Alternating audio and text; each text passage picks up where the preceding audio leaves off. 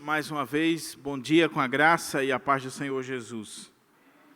Nós vamos dar sequência à exposição da carta de Paulo aos Coríntios. Estamos retomando as exposições nesta carta hoje. Já foram mais de 15 mensagens nessa carta. E espero em Deus, pelo menos até o final do ano, concluir a exposição. Nós estamos no capítulo 7. Por favor, abra aí a sua Bíblia. Primeira carta de Paulo aos Coríntios, capítulo 7. E agora pela manhã nós vamos estar considerando os versos 10 até o verso 16. 1 Coríntios, capítulo 7, versos 10 ao 16.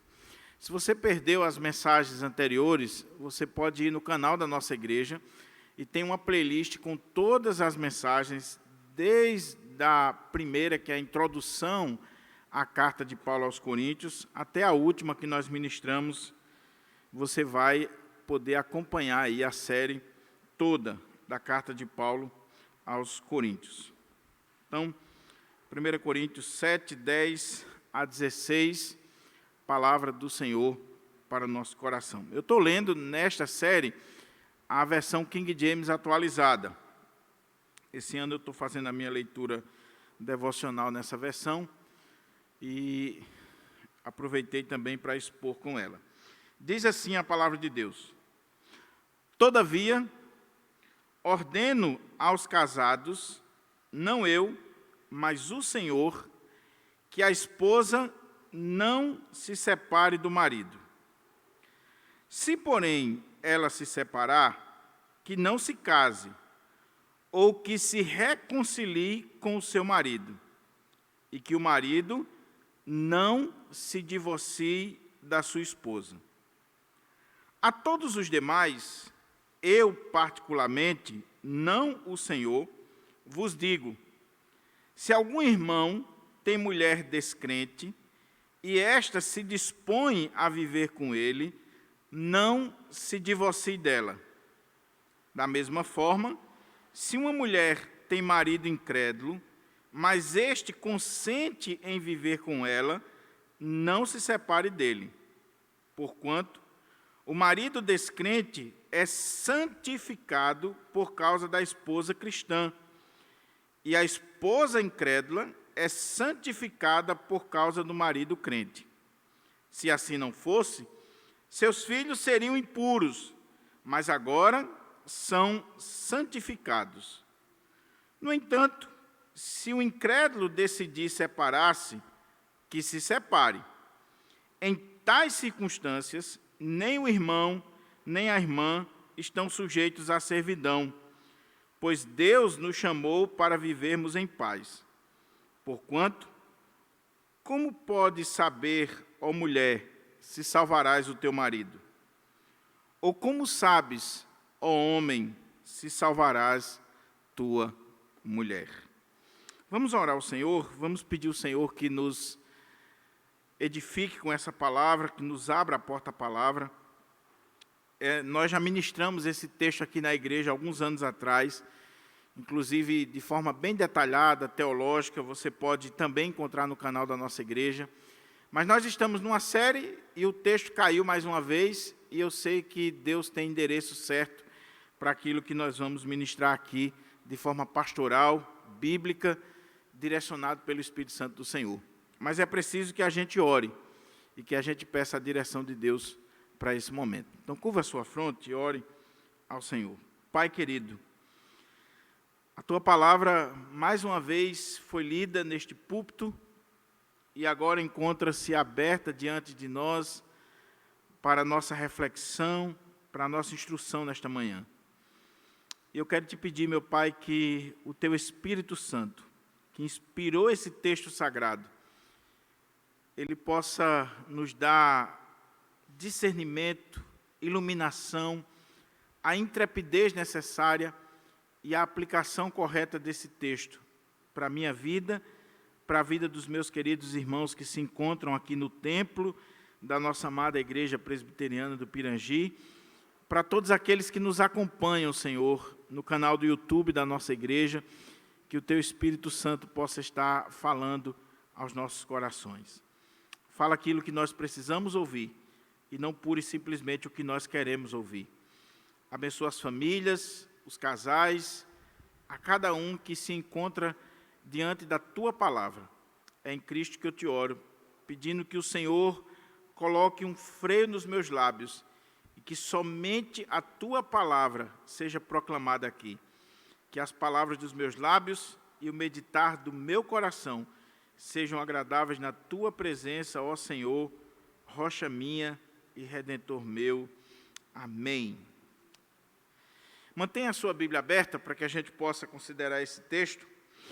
O tema que nós vamos trabalhar à luz desta perícope é casamento, divórcio e novo casamento. Casamento, divórcio e novo casamento. Mas para a gente entender o texto e o tema que está sendo proposto, é preciso a gente levantar algumas coisas aqui, à guisa de introdução, do contexto desta passagem, para que a gente possa entender o que Paulo está dizendo aqui. E eu quero levantar algumas coisas. Em primeiro lugar, é importante lembrar que o capítulo 7 de 1 Coríntios, ele faz parte daquele bloco temático, que é o terceiro bloco da carta. Nós já vimos o primeiro bloco, capítulo 1, 2, 3 e 4, que trata das divisões na igreja. O problema das divisões na igreja de Corinto.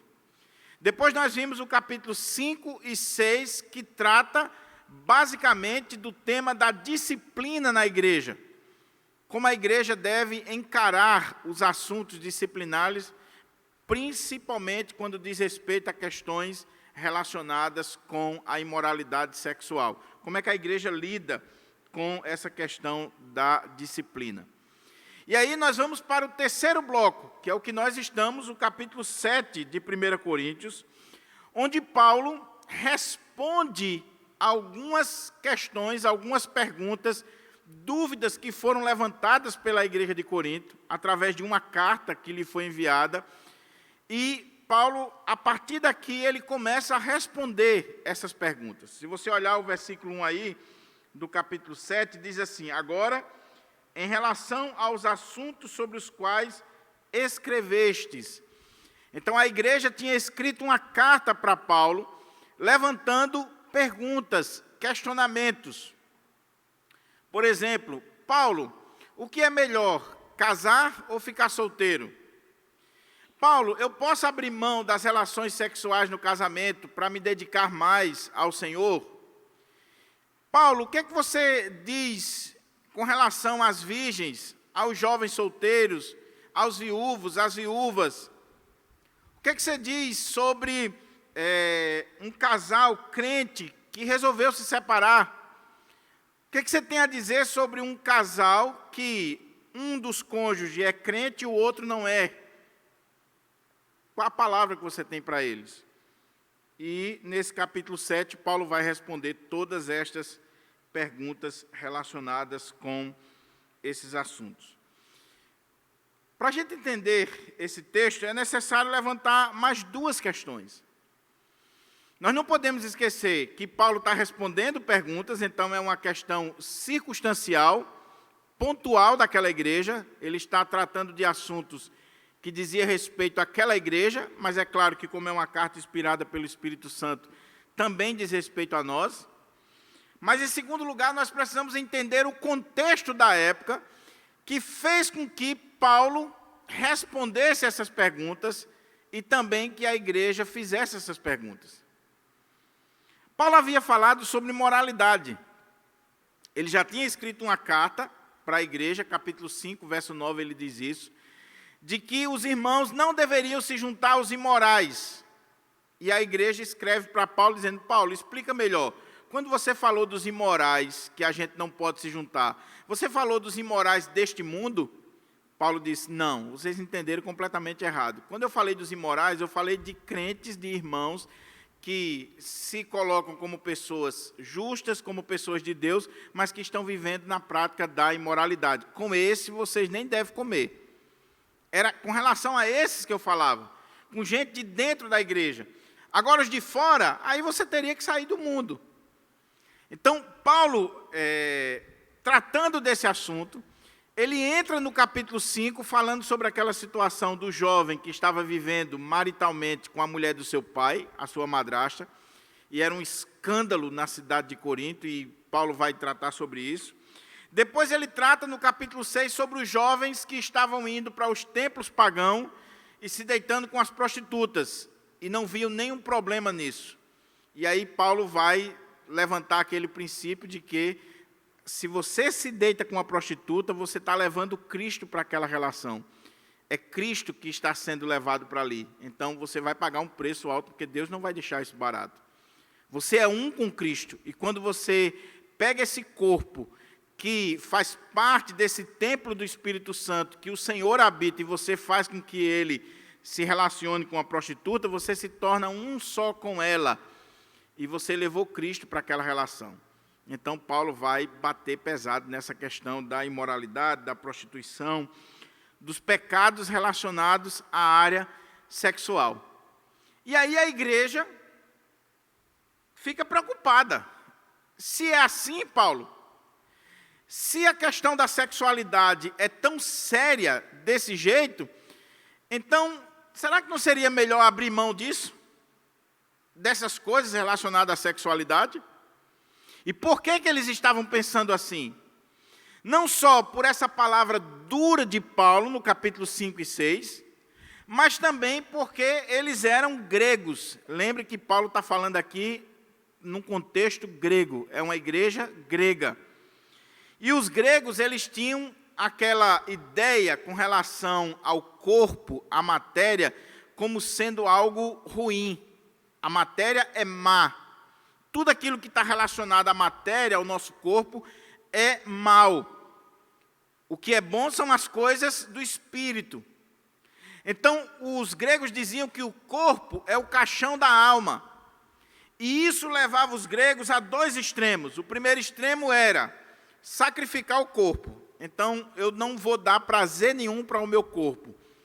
Era a questão do ascetismo. Tudo aquilo que o corpo desejar, que for bom para a carne, que for bom para a matéria, eu não vou dar vazão, porque a matéria é má e essas coisas relacionadas à matéria são ruins. O outro extremo era, se a matéria é má, se a matéria não importa, o que eu faço com o meu corpo não tem nada a ver. Então, qual o problema de se deitar com a prostituta? Qual o problema de fazer o que quiser com o meu corpo? Era o hedonismo. Era o outro extremo. A igreja de Corinto, com essa mentalidade, tinha jovens dizendo assim, o corpo é mau. Esse corpo aqui, essa matéria é má, então não tem nenhum problema o que eu faço com esse corpo. E tinha outro grupo na igreja dizendo assim, o corpo é mau, então eu não vou dar vazão ao prazer desse corpo. Eu vou abrir mão das relações sexuais, eu vou abrir mão de qualquer prazer por causa dessa visão gnóstica grega. Veja como o pensamento, a filosofia influencia a gente. A outra coisa que deve chamar a nossa atenção para a gente entender o texto, é que a igreja de Corinto era uma igreja super espiritualizada. Eles já estavam vivendo na dimensão dos anjos. Eles tinham todos os dons, manifestações miraculosas, presença do Espírito Santo entre eles. Então, eles já se colocavam numa condição assim, super espiritualizada. Aquilo que Dr. Gordon Fee vai chamar de as mulheres escatológicas. Já estão vivendo no escatom. Já estão vivendo a era escatológica. Já estão vivendo o reino. E aí, os irmãos estavam dizendo assim, como eu sou crente, cheio do Espírito Santo, espiritual, essas coisas da carne aí, como sexo, não me diz respeito. Então, eu quero mais é orar, ler a Bíblia, jejuar, ir para a igreja. Eu quero me dedicar mais às coisas de Deus. Eu quero estar na presença de Deus. E tudo aquilo que diz respeito à carne, ao corpo, ao prazer, eu não quero dar vazão, porque eu já sou espiritual. Eu já estou vivendo na dimensão espiritual. É aquela pessoa que acha que ser crente é você não dar vazão a nenhum tipo de prazer. Você não pode ir para a praia, você não pode ir ao cinema, você não pode tomar sorvete, você não pode fazer nada porque é coisa da carne. É o mundo, é mundanismo. As coisas de Deus é só orar. É só orar, orar, orar, orar. Não. Nem tanto ao mar, nem tanto à terra. O problema é que isso influenciou de tal forma a vida daquela igreja que os casais começaram a dizer assim, espera aí, se nós somos homens de Deus, mulheres de Deus, cheios do Espírito, então, vamos fazer o seguinte, vamos fazer um voto aqui para não ter sexo. Vamos passar um tempo sem sexo, vamos passar um tempo só orando, só lendo a Bíblia. E Paulo vai bater pesado no início do capítulo. Mas aí eles vão aprofundando mais a coisa. Eles chegaram à conclusão que se eles queriam ser mais crentes, mais santos, mais consagrados, então vamos fazer um voto de vivermos como irmãos dentro de casa. Agora não era mais um período, agora era viver um tempo mais longo como irmãos, só buscando a Deus. E outros começaram a ir para um extremo muito maior. Qual era o extremo? A pergunta que está sendo, talvez, levantada para Paulo. Paulo, me diga uma coisa. Eu posso me separar do meu marido ou da minha esposa para me dedicar às coisas de Deus? Eu posso fazer isso? E alguns tinham uma desculpa bem interessante. Meu marido não é crente. Minha esposa não é crente. Eu me converti, mas meu marido não. E agora que eu conheci a palavra de Deus, que eu conheci a Jesus, que eu estou cheio do Espírito, eu quero me separar do meu marido para que eu fique livre de qualquer impedimento de estar na casa de Deus. Eu posso fazer isso? É o que Paulo vai responder aqui neste texto que nós acabamos de ler. Então, com isso em mente, vamos olhar para o texto e ver aqui algumas coisas. Eu queria só dizer uma coisa para você, meu irmão. Eu queria tratar desse assunto de forma pastoral. Eu sei que esse tema é polêmico, esse tema é difícil. Toda vez que nós falamos desse assunto, gera muita especulação, muito debate. Mas eu não estou aqui querendo levantar debate. Eu estou aqui querendo tratar do tema de forma pastoral. Paulo é um pastor que está respondendo a dúvidas legítimas, perguntas legítimas. E outra coisa, eu não estou tratando aqui de casos particulares. Nós vamos tratar aqui do geral.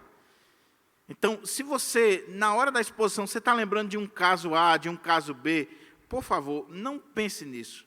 Vamos ver o princípio geral. E depois, cada caso é um caso. E deixe para que aqueles que estão lidando com esse assunto, ou com esse caso, eles tomem as decisões devidas. Mas cada caso é um caso. Por quê?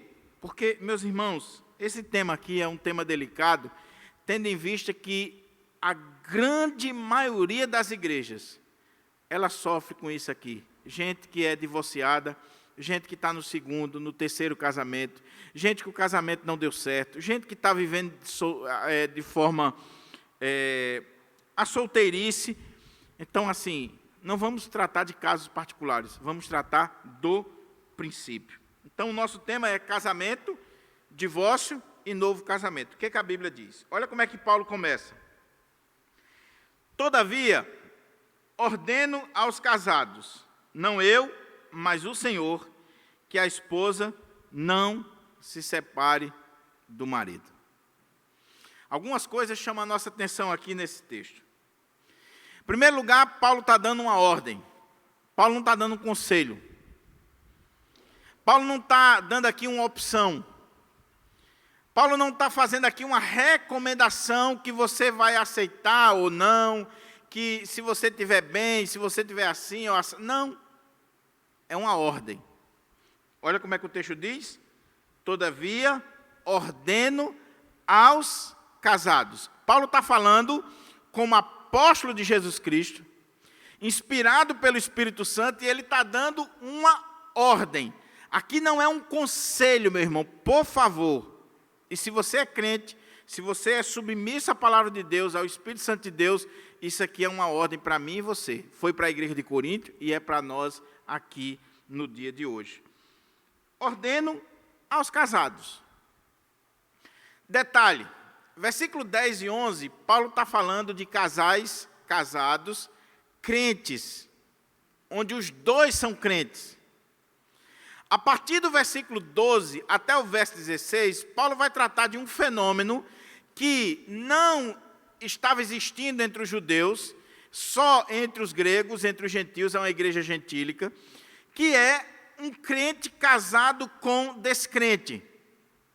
Então, verso 10 e 11, você tem um casal crente, onde os dois são crentes, e do verso 12 ao verso 16, você tem aqui essa figura do casamento misto, de um crente com um descrente, seja um homem com uma mulher descrente ou uma mulher crente com um homem descrente. Detalhe, esse texto aqui não está dando margem para casamento misto. Por favor, a Bíblia, de Gênesis a Apocalipse, é contra o casamento misto. Crente só casa com crente, e Paulo vai dizer isso aqui, que se a mulher for casar de novo, que ela case no Senhor. Então não existe essa história de namoro evangelístico. Ah, não, eu vou namorar com alguém e eu estou orando por ele e ele vai se converter. Paulo vai dizer aqui, você não sabe disso. Você não pode garantir isso. Então, por favor, aqui está falando de um fenômeno, de uma situação local, onde pessoas se converteram e aí o cônjuge não.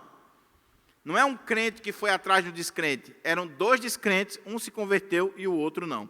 Mas no primeiro momento, versos 10 e 11, ele está falando de um casal crente. Os dois são crentes, os dois foram batizados, os dois são cheios do Espírito, os dois estão na casa do Senhor. Então ele diz, ordeno aos casados. Por que eu estou dizendo que esse primeiro é crente e o outro é essa figura do casamento misto? Porque se você olhar o verso 12, ele diz, aos demais, e aí ele começa a falar da figura do homem que tem uma mulher descrente ou da mulher que tem um homem descrente. Então, todos os comentaristas bíblicos entendem que o verso 10 e 11 está falando de um casal cristão. Qual é a ordem? Todavia, ordeno aos casados, não eu, mas o Senhor. E é interessante isso aqui. Primeiro porque Paulo usa essa palavra Senhor para se referir a Jesus Cristo.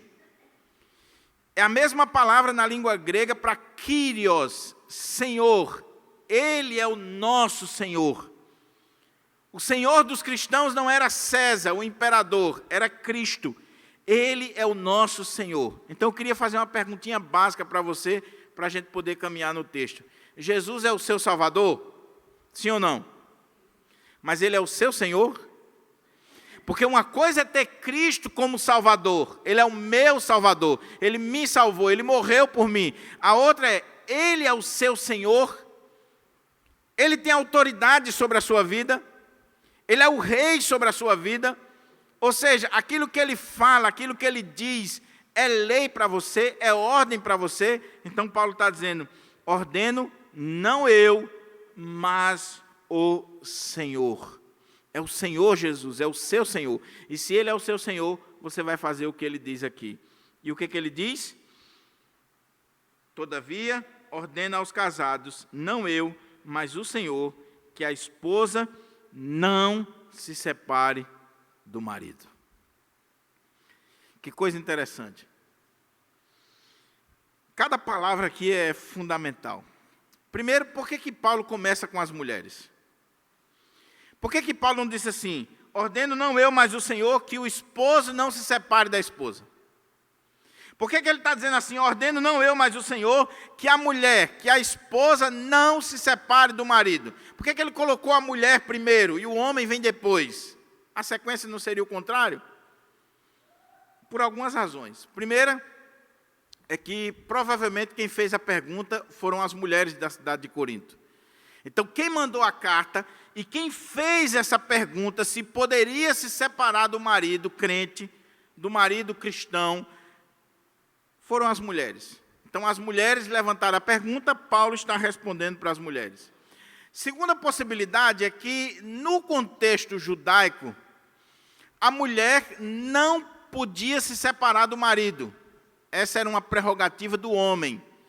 Então, o homem, na cultura judaica, ele poderia se separar da mulher e dar uma carta de divórcio, mas a mulher não tinha esse direito de tomar a iniciativa. Só que Paulo está escrevendo num contexto grego. E no contexto grego, as mulheres gregas, as mulheres da época lá na cidade de Corinto, elas, de acordo com a cultura grega, elas também tinham a iniciativa ou a prerrogativa de se separar.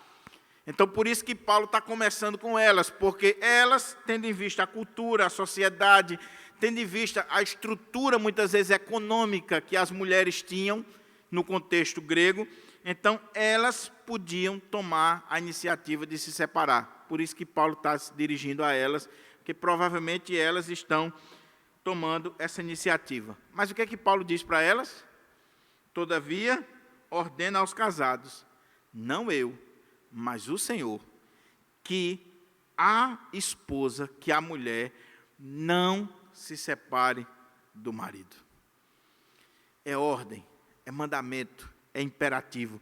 Não existe da parte do Senhor nenhuma recomendação, nenhuma possibilidade para a separação de um casal crente, de um servo de Deus e de uma serva de Deus.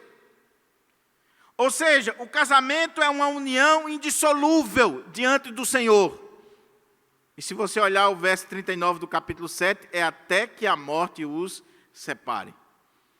Então, se você casou, meu querido irmão, se você casou, minha irmã, lembre-se que o Senhor ordena para você que você não pode mais se separar do seu marido, a não ser em caso de morte.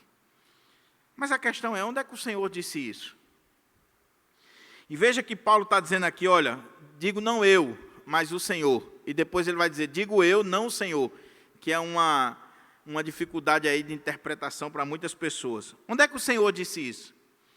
Quando Paulo está dizendo assim, digo não eu, mas o Senhor, é porque ele tem um texto, ele tem uma palavra de Jesus sobre aquilo. E onde é que Jesus falou sobre isso? Marcos 10, 9. Lá em Marcos 10, 9, o texto diz assim, portanto, o que Deus uniu, o homem não separe. Palavra do Senhor. Jesus, naquele contexto ali da discussão sobre divórcio e novo casamento, Jesus disse, olha, o que Deus uniu, o homem não separe. Ou seja, não existe da parte do Senhor Jesus essa possibilidade de separação. E veja que o texto diz assim, o que Deus uniu, o homem não separe. Aí esse texto tem umas polêmicas interessantes. Porque a pessoa diz assim, espera aí, pastor, mas o texto está falando assim, o que Deus uniu. Mas o meu casamento não foi Deus que uniu. Hoje eu tenho certeza absoluta que o meu casamento não foi Deus que uniu. Até porque, quando eu me casei, eu não tinha um juízo legal, eu não tinha como dar uma palavra assim balizada, eu não conhecia direito esse camarada ou essa moça, eu não sabia o que eu estava abraçando. Veja, Jesus não está falando aqui de casos particulares, não. Jesus está falando aqui do princípio. E o que Deus uniu aqui não é Chico e Sebastiana. Não. Quando ele está falando aqui, o que Deus uniu, o homem não separa, ele está falando da instituição do casamento. Ele está falando que essa união entre um homem e uma mulher, essa instituição do casamento, ela é divina, é uma instituição divina, foi Deus que uniu. E quando Deus une, o homem não pode separar. E é interessante que a palavra homem aí, ela está no neutro, na língua grega. É homem, é mulher, é juiz, é padre, é promotor, seja quem for. O que Deus uniu, ou seja, essa instituição do casamento, o homem não tem autoridade para separar. Aí você diz assim, mas pastor, mas eu não casei na igreja.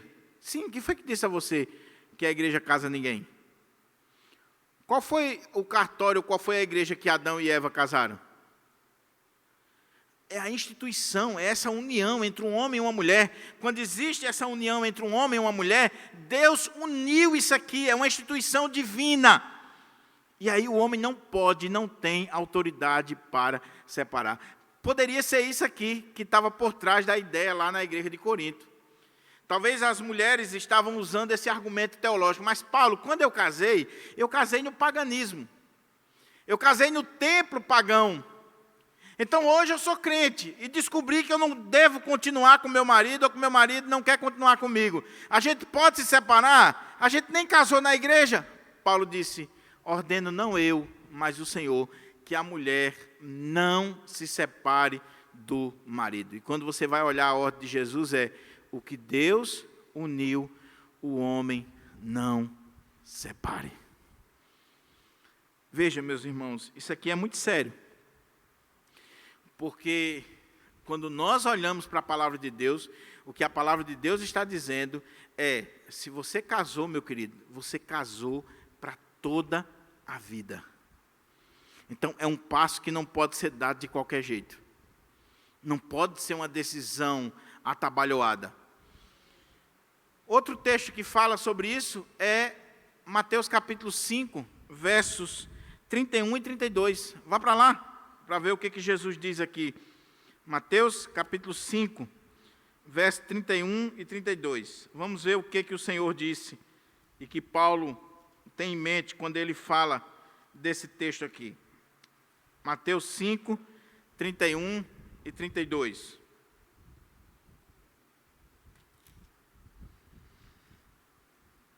Palavra do Senhor para o nosso coração.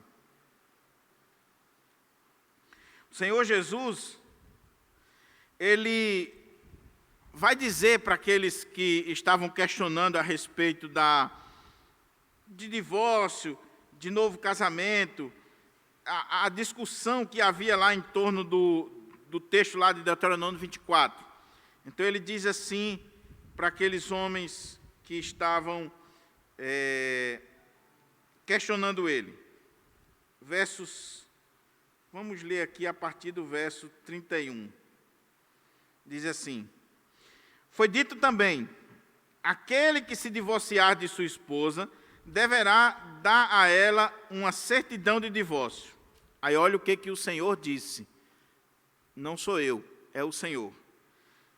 Eu, porém, vos digo, qualquer que se divorciar da sua esposa, exceto por imoralidade sexual ou relações sexuais ilícitas, faz com que ela se torne adúltera, e quem se casar com a mulher divorciada estará cometendo adultério. Quando Paulo diz assim, ordeno não eu, mas o Senhor, Paulo está trazendo à memória o que o Senhor Jesus falou. E o que o Senhor Jesus falou? Jesus falou assim, olha, eu tenho uma coisa para dizer para vocês. Aquilo que Deus uniu, o homem não separe. E eu sei que está existindo separações entre vocês. Tem homem repudiando sua mulher. Tem homem largando, no contexto judaico eram os homens. E largando a esposa e casando com outra. Pois eu digo para vocês que se vocês se separarem, se vocês se divorciarem, e não for por relações sexuais ilícitas ou imoralidade, que nós entendemos aqui como adultério, você faz com que a sua esposa, mesmo divorciada, mesmo separada legalmente, se não foi com essa base do adultério, quem casar com ela está cometendo adultério, e quem casar com esse cônjuge aqui está cometendo adultério. O que Jesus está dizendo só existe uma cláusula de exceção para a separação de um casal cristão. Qual é? Imoralidade sexual. É o adultério. Se houve adultério, aquele cônjuge, seja o homem, seja a mulher, a parte inocente está livre para se divorciar. Inclusive, é um debate muito grande aqui se ele está livre para casar de novo, está livre para se divorciar. Nós entendemos, a Igreja Presbiteriana e a nossa confissão de fé, entende que se o divórcio é legítimo, o segundo casamento é legítimo. Mas a grande maioria, por exemplo, dos teólogos batistas, alguns assembleanos e até presbiterianos mesmo, como, por exemplo, um teólogo muito famoso, John Piper, ele entende que você pode até se separar, mas casar de novo não. Casar é só uma vez. Mas o que Jesus está dizendo aqui existe uma cláusula. Qual é a cláusula? Houve adultério, dá base para a separação, e nós entendemos que, havendo a separação legítima, a parte inocente, ela pode casar. Agora, se você se separou por qualquer outro motivo que não o adultério, e você constrói um outro relacionamento, você está numa relação adulterina. Por favor, não fique com raiva de mim não, estou só lendo o texto. É o que Jesus falou. O que Jesus disse não separe. E só tem uma cláusula. Houve imoralidade sexual? Ok. Mas não houve imoralidade sexual. Se você se separar e casar com outra, você comete adultério. E quem casar com essa repudiada está também cometendo adultério. Pastor, mas houve uma separação legal, o cartório já deu a certidão, foi até um pastor que fez. Né? Nos nossos dias, o pastor, quando ele é advogado, ele casa, depois ele faz o divórcio, depois ele faz o terceiro casamento. Não interessa se foi um pastor que fez, se foi um padre, quem foi. O que interessa é o que Jesus disse. Se não teve por base o adultério, não pode existir um novo relacionamento. Detalhe, irmãos, ainda não é nem a opção se separar. Porque o adultério, ainda existe a possibilidade de perdão. A regra é você perdoar. Agora, por causa da dureza do nosso coração, por causa da nossa natureza pecaminosa, houve o adultério e não há essa disposição de perdoar. O Senhor Jesus está dando aqui essa exceção para que os dois possam viver em paz. Então, houve imoralidade sexual, a parte inocente ela tem todo o direito de dizer assim: eu não quero mais continuar nessa relação, viva a sua vida, que eu vou viver a minha. Agora, se não houve infidelidade, meu irmão, não, pastor, foi incompatibilidade de gêneros. Nada disso, meu irmão, não é base, não. Pastor, foi porque ele acorda com a cara feia. Quando ela acorda, pastor, o cabelo dela toma conta do quarto. E ela não é limpa, não é... Meu irmão, agora já era mesmo. Você casou, já era. Mateus 19, 1 a 12. Jesus vai levantar essa discussão mais uma vez. E olha o que... Mas só continuando aqui o texto, para a gente ir para Mateus 19. Olha aqui. Mateus 5, 31 e 32. Para ficar bem claro, para a gente poder ir para o 19. Isso aqui é para a gente entender o capítulo 7, viu?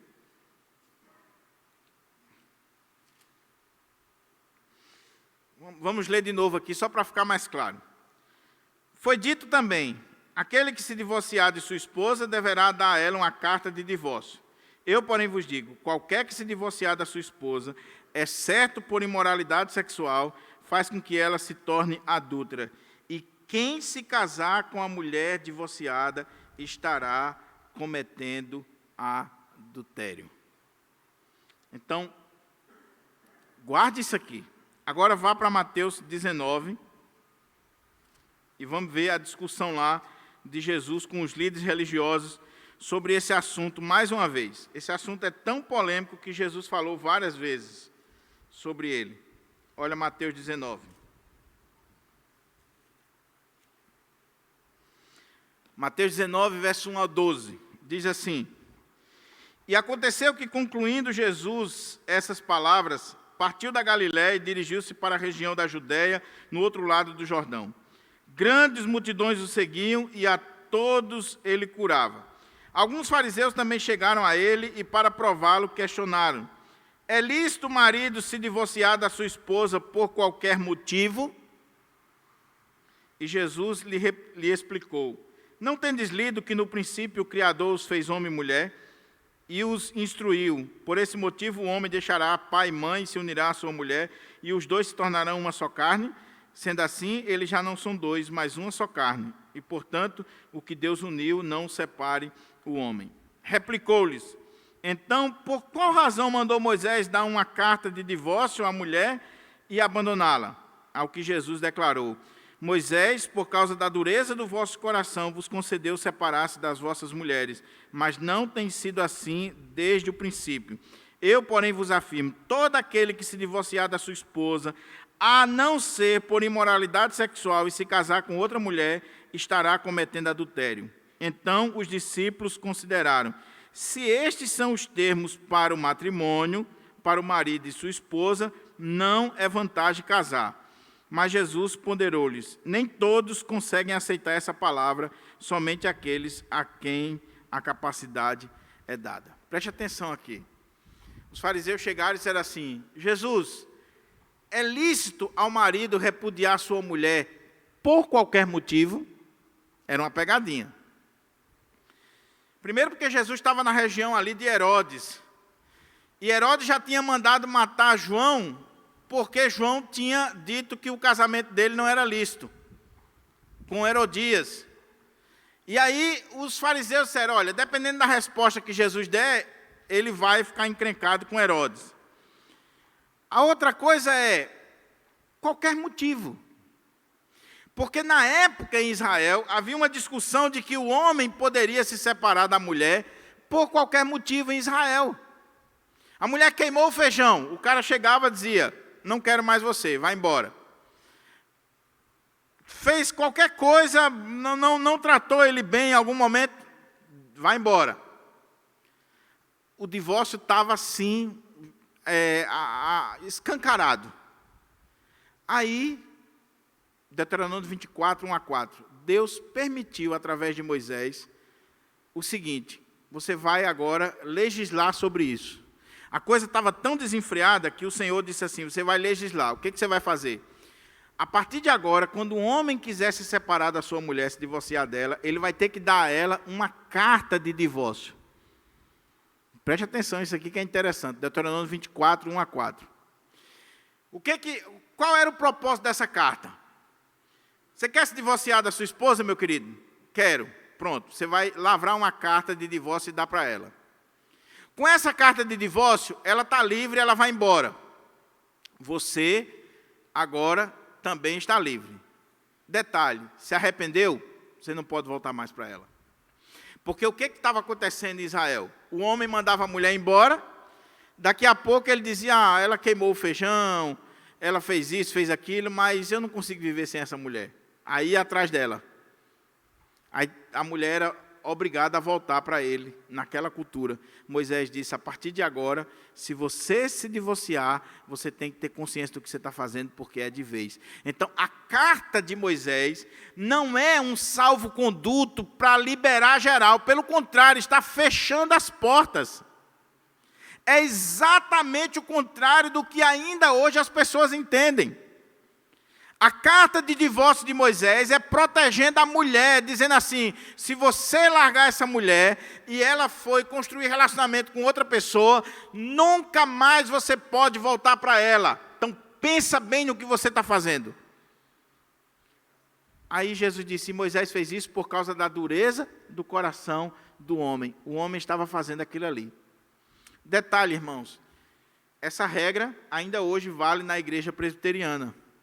O Supremo Concílio de 2018 legislou sobre isso.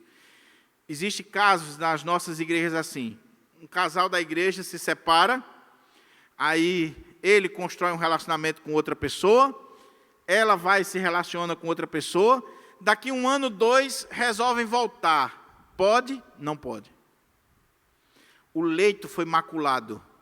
O leito foi maculado. Então tem que pensar muito bem no que está fazendo. E aí Jesus disse: olha, agora, no princípio não foi assim.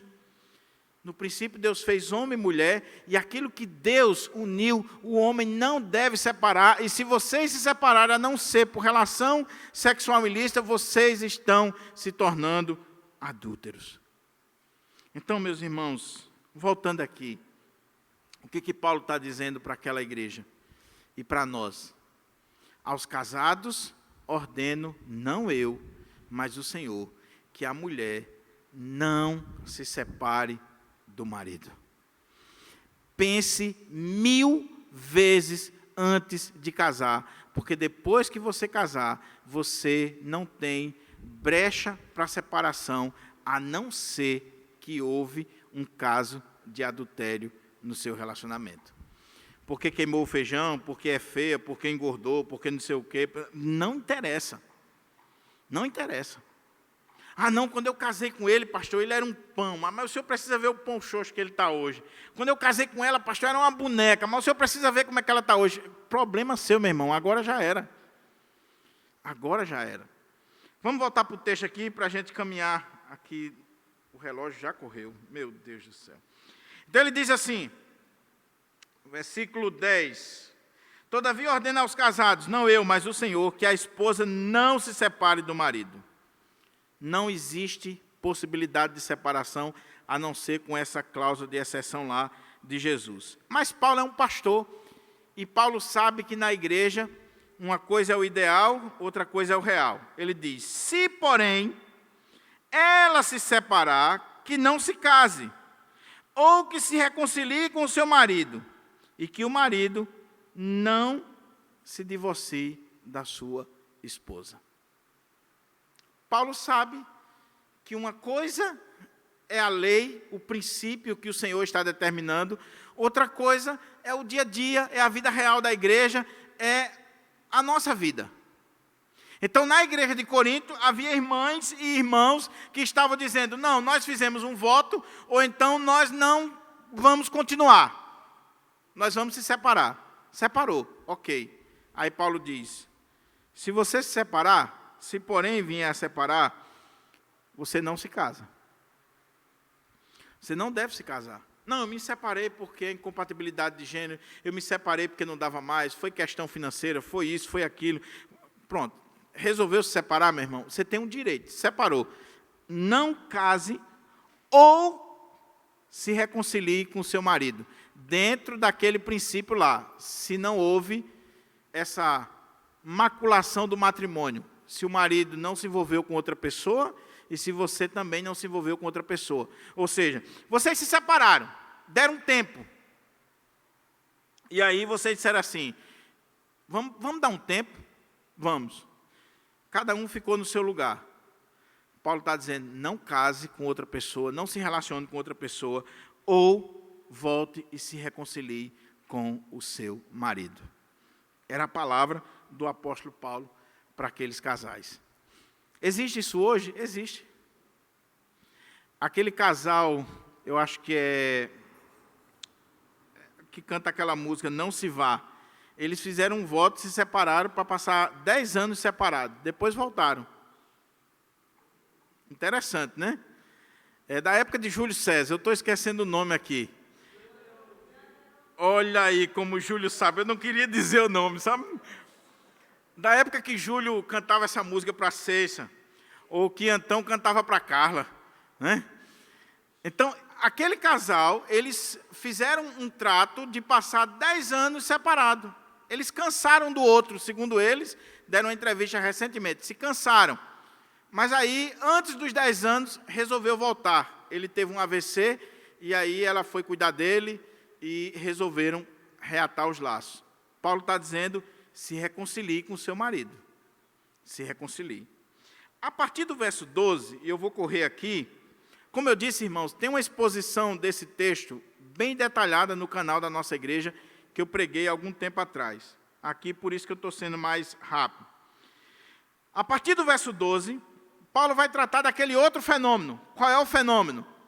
Agora não é um casal crente, onde os cônjuges são crentes e estão pensando em se separar. Se é crente, meu irmão, você não separa. Veja que a mesma ordem que Paulo deu para a mulher, ele está dando para o homem. E o marido não se divorcie da sua esposa. Serve para os dois. Nem a mulher pode se separar do marido, contexto grego, nem o homem pode se separar da mulher, contexto judaico. Em outras palavras, casou é para sempre. Então pensa 1000 vezes antes de casar. Só que a partir do verso 12, aí Paulo diz assim, aos demais, ou a todos os demais, o que ele vai dizer agora? É aquela outra realidade de um irmão ou de uma irmã que tem o cônjuge não crente. A todos os demais, eu particularmente, não o Senhor vos digo. Preste atenção nisso aqui, porque tem muita gente que pega esse texto e diz assim, pastor, então agora é Paulo falando, então eu não estou obrigado a cumprir. Porque Paulo está dizendo assim, no anterior ele disse, não eu, mas o Senhor. Aí agora ele disse, não é o Senhor que está falando, sou eu, particularmente, que estou falando. Mas qual é a questão aqui? É que nesse ponto, Paulo não tem um texto como ele teve anteriormente, Marcos 10, 9, Mateus 5, 31 e 32, Mateus 19. Essa realidade que ele vai falar aqui já tinha sido extirpada do povo judeu, e Jesus não falou sobre isso. Porque desde o Antigo Testamento, os casamentos mistos já tinham sido punidos pelo Senhor, e o povo de Israel estava abandonando essa prática. Então Jesus não falou sobre casamento misto, porque já era algo extirpado no meio do povo. Mas Paulo está escrevendo numa igreja grega, que tem esse fenômeno de um crente com um descrente. E aí Paulo disse, não é o Senhor que está falando, ou seja, não tem um texto do Senhor, mas eu tenho o Espírito Santo. Ele vai colocar isso na frente. Eu tenho o Espírito Santo. E ele é um apóstolo, ele fala em nome de Cristo. Então, o que é que ele diz? A todos os demais, eu particularmente, não o Senhor, vos digo, se algum irmão tem mulher descrente, e esta se dispõe a viver com ele, não se divorcie dela. Da mesma forma, se uma mulher tem marido incrédulo, mas este consente em viver com ela, não se separe dele. Porquanto, o marido descrente é santificado por causa da esposa cristã, e a esposa incrédula é santificada por causa do marido crente. Se assim não fosse, seus filhos seriam impuros, mas agora são santificados. Preste atenção o que poderia estar acontecendo aqui. Lembra que Paulo está respondendo perguntas da igreja? A pergunta anterior seria, Paulo, um casal crente pode fazer um voto de se separar? Um casal crente pode passar um tempo separado? Não. Agora a pergunta mudou. Agora a pergunta poderia vir de irmãos ou irmãs da igreja que estavam dizendo assim, Paulo, eu hoje sou um servo de Deus, ou uma serva de Deus, cheio do Espírito Santo. Senhor Jesus faz parte da minha vida, conheço a palavra de Deus, e meu marido ou minha esposa não é. Então, como é que eu, um servo de Deus, uma serva de Deus, vou me deitar, vou para a cama com um homem impuro? Pode isso, Paulo? Uma preocupação maior que estava surgindo, Paulo, os filhos que vão nascer dessa relação, Paulo. Meu marido é beberrão, meu marido é idólatra, meu marido é mundano, ou minha esposa é do mundão, e agora nós vamos ter filhos, e o que vai ser desses filhos? Então, Paulo, eu tomei uma decisão, eu vou me separar do meu marido, da minha esposa, porque ele não é crente. Aí o que Paulo diz? Não pode. Se o seu marido ou a sua esposa, que não é crente, consente em viver com você, ele está dizendo, não se separe do seu marido ou da sua esposa. Ele é incrédulo. Ele não teme a Deus. Ela não teme a Deus. Mas o casamento é uma instituição divina. E o casamento está acima de religião. O casamento está acima de qualquer outra coisa. A família é a primeira instituição divina. Então, não existe justificativa para separar um casal, mesmo religiosa. Paulo disse, ele consente em estar com você? Consente. Ela consente em estar com você? Consente. Então, não se separe. E os filhos, Paulo? Os filhos de vocês são santos. E um detalhe, olha, você está preocupada porque o seu marido não é crente e você vai para a cama com ele, tem relações com ele, você pode estar ficando impura. Nada disso. A impureza dele não pega em você. Agora, a sua santidade vai influenciar a vida dele. Eles são santos por causa de vocês. E qual é a ideia aqui? É que o marido descrente ou a mulher descrente, por causa de ter um cônjuge crente, um servo de Deus, ele é abençoado. Não está dizendo aqui que ele é salvo não, viu, meu irmão? Aí, porque pode estar um camarada assim, minha esposa é crente, eu estou salvo. Não é isso que Paulo está dizendo. Ele está dizendo que você está sendo abençoado, santificado, por causa dessa esposa crente que ora por você, que dobra os joelhos por você. Ou você, minha irmã, lembre disso, toda vez que o Senhor abençoa a sua casa, Ele está abençoando o seu marido incrédulo, que não teme a Ele, mas por causa de você. Então, por isso que Paulo está dizendo, não se separe. Não existe justificativa. O cônjuge descrente vai ser santificado, vai ser abençoado pelo crente. Os teólogos usam o exemplo de José. Lembra de José? Na casa lá de Potifar? Por causa daquele crente, o Senhor abençoou a casa daquele idólatra, daquele incrédulo. Então, um homem crente, uma mulher crente, abençoa um lar, mesmo que o cônjuge não seja crente. Em outras palavras, minha irmã, seu marido não é crente, não precisa se separar dele. Ore por ele, seja uma boa esposa, haja com sabedoria. Ele permite que você sirva a Deus, que você venha para a igreja, que você adore o Senhor. Sim, por que você vai se separar? Mas ele é beberrão, ele fuma, ele é... Minha irmã, você não pode exigir um comportamento de uma pessoa que não é crente. Você não pode exigir. Agora, lembra do contexto? Aqui está falando de alguém que se converteu e o marido não, ou a esposa não. Essa relação aqui, meus irmãos, é uma relação difícil. As irmãs que têm marido descrente sabem o que eu estou dizendo, ou vice-versa. Então, se você é crente, minha irmã, e você está solteira, e você está namorando um cara incrédulo, acabe hoje, você não sabe o que você vai sofrer. Porque a tendência é esse incrédulo tirar você da igreja.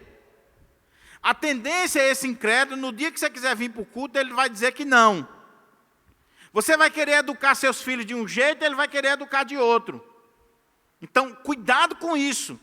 Cuidado com essa questão do namoro evangelístico.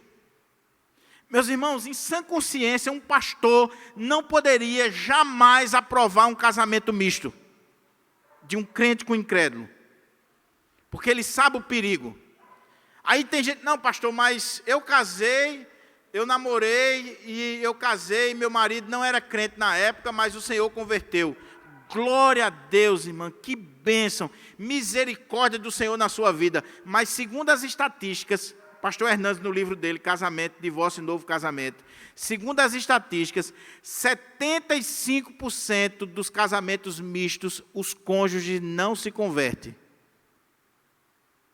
Pelo contrário, é mais fácil levar o crente para o mundão. E aí pastor Hernandes faz uma analogia interessante para o irmão e a irmã que está querendo casar com o incrédulo. Sabe o que ele diz? Imagine que você vai pegar um avião daqui de Natal para São Paulo. E quando você chega no aeroporto, o pessoal do aeroporto diz para você assim, olha, 75% dos voos que estão saindo de Natal para São Paulo estão caindo no meio do caminho. Tu vai?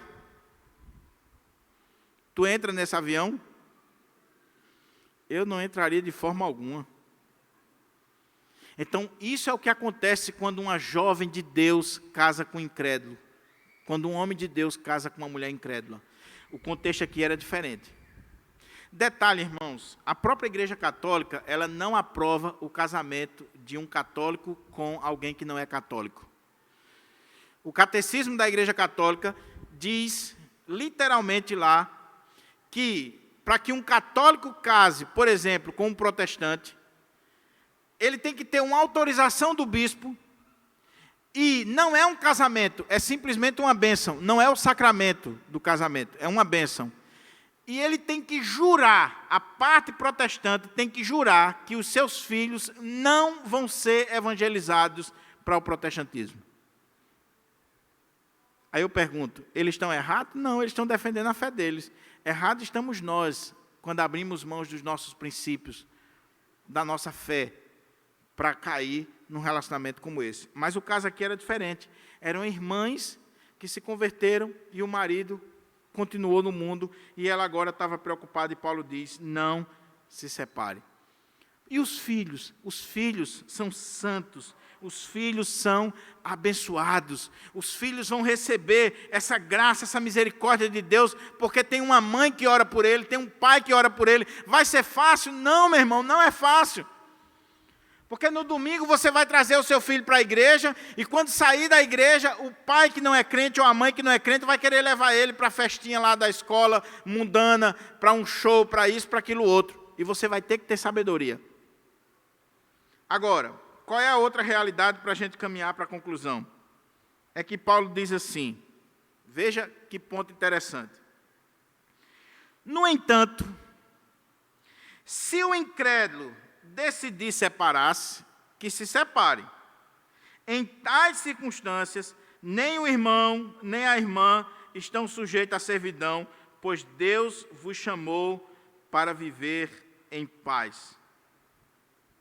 Porquanto, como pode saber, ó mulher, se salvarás teu marido?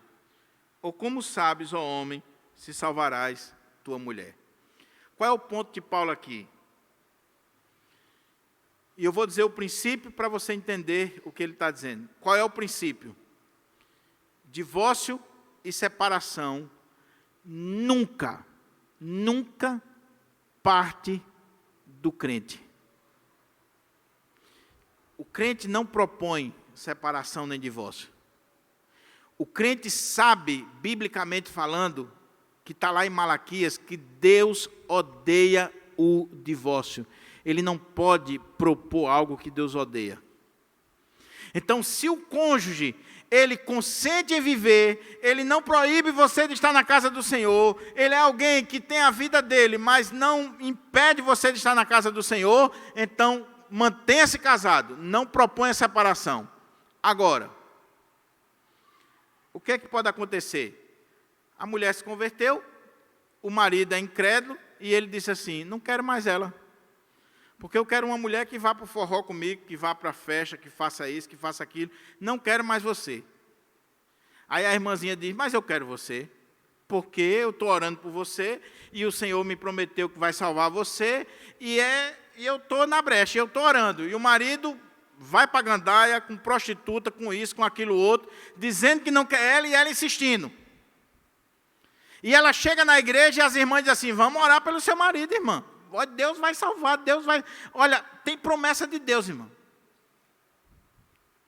Paulo está dizendo, como é que você sabe se vai salvar seu marido?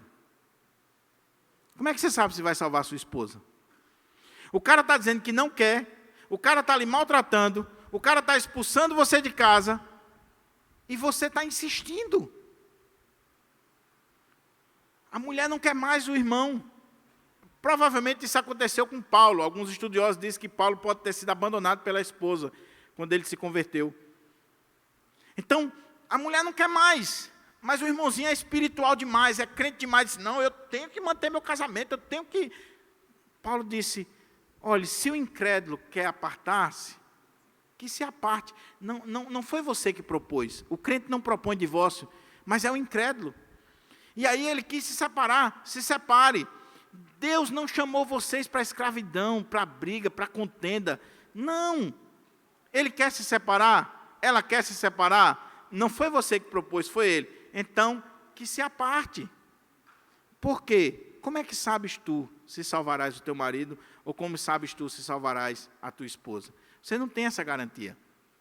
Então, são dois extremos aqui, meus irmãos. O primeiro extremo é quando o crente quer separar, porque o outro é incrédulo. Isso não pode. E cuidado com essas profecias aí das profetas de plantão. Sabe aquela profecia? A profeta chegou para o irmão na igreja e disse assim, servo meu, eis que te digo, essa que tu tens não é a tua ainda estou preparando. O cara é casado há 30 anos. A profeta é que é a abençoada que ela quer. Ela está de olho no marido da mulher. E fica inventando essa história. A palavra não pode se contradizer. Ela não pode se contradizer. Agora, o incrédulo quis se separar, ele se separa. E aí o crente, ele fica livre, ele não está sujeito à escravidão, ele não está sujeito, ele não pode ficar nesse jugo. E qual é o ponto de Paulo aqui? Deus chamou você à paz. Não insista em algo que você sabe que está prejudicando a sua casa. Pois, como sabes tu se salvarás o teu marido, como sabes tu se salvarás tua mulher? Agora um detalhe aqui para a gente concluir. Se você tem a versão aí na linguagem de hoje, você vai ver que não está na negativa, está no positivo. E qual é a ideia? Paulo estaria deixando a brecha para a separação, quando o incrédulo quer, mas como é que a mulher sabe se o marido não vai ser salvo? Como é que a mulher sabe se o marido não vai se converter? Então, mesmo que ele se separe, mesmo que ele proponha a separação, ela vai ficar orando, buscando a Deus e esperando a hora do Senhor. É uma possibilidade. A outra possibilidade é essa aqui, que a maioria dos exegetas entendem e a nossa confissão de fé defende. Você não sabe, minha irmã. Então, se você não sabe e o cara não quer, não insista nisso. Agora, não partiu de você. Como é que a igreja presbiteriana resolve um caso de, por exemplo, 2 irmãos da igreja que se separaram? E como é que se resolve o caso no conselho, porque um quer casar de novo? Como eu disse, cada caso é um caso. Mas esse aqui, o conselho tem que chegar à conclusão que o que propôs a separação não é um crente verdadeiro. Ele propôs a separação, e aí o conselho vai avaliar todos os detalhes e vai dizer assim, ele fez isso porque ele não é um crente de verdade, ele não está submisso à palavra de Deus. Então, se chegar a essa conclusão, a outra parte está livre para casar. Se não chegar a essa conclusão, não casa. Quais são as 2 possibilidades de casamento, divórcio e novo casamento? Primeiro, adultério. O que Jesus falou. Houve adultério, não há perdão, o coração está duro, não tem como perdoar, então você está livre para se separar e reconstruir sua vida. A parte inocente, a parte culpada, não. Segunda possibilidade de um casamento, divórcio e novo casamento. É o que Paulo está dando aqui. Quando existe abandono por parte do descrente, não é o crente. O crente nunca propõe divórcio. O descrente quer separar-se, abandonou você, não quer saber de você, e aí ele separou, deu entrada, acabou com o relacionamento, você estaria livre para casar. É isso que a nossa confissão de fé diz e que a igreja presbiteriana defende.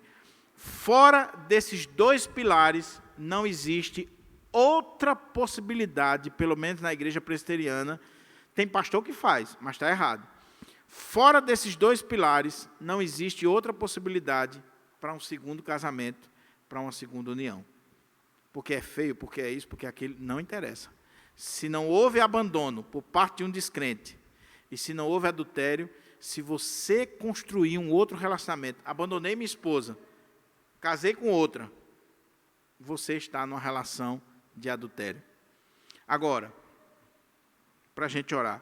Esse assunto é tão sério, meus irmãos, e como diz o Dr. Gordon Fee, os pastores têm relativizado. Porque existem tantos casos na igreja que os pastores ficam com medo de falar e ser hostilizado, e aí eles vão abrindo mão dos princípios. Tem pastor que já está no 2º, no 3º, no 4º casamento. Não poderia. Deveria estar no banco. Deveria estar sentado. Pastor, mas uma pessoa divorciada, uma pessoa que casou de novo, o que ela deve fazer? Vou dar o conselho que John Piper dá. Fique do jeito que você está. Fique nas mãos de Deus. Não se divorcie de novo. Não queira voltar para sua mulher, porque aí não vai dar certo.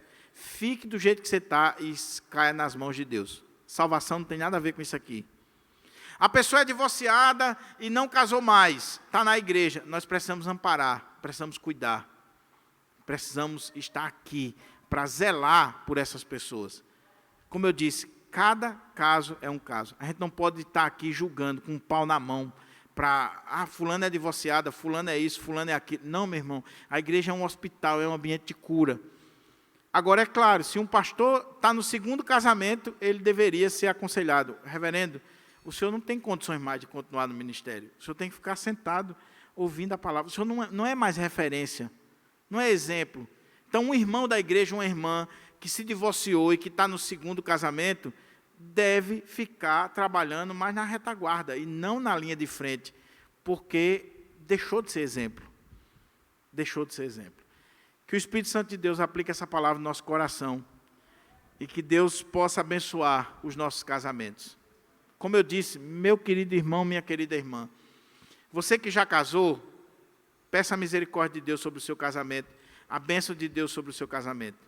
Você que não casou, as meninas, os jovens, pense 1 milhão de vezes antes de casar. Não case por emoção, não case por pressão, não case por interesses.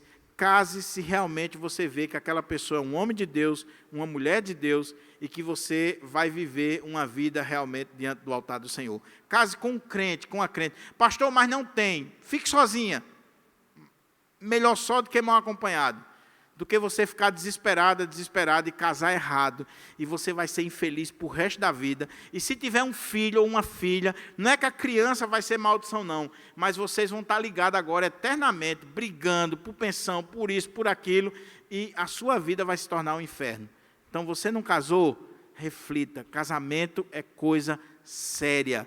Séria. Não é brincadeira. Não é parque de diversão. Agora, casou? Não separe o homem, o que Deus uniu. Vamos orar ao Senhor?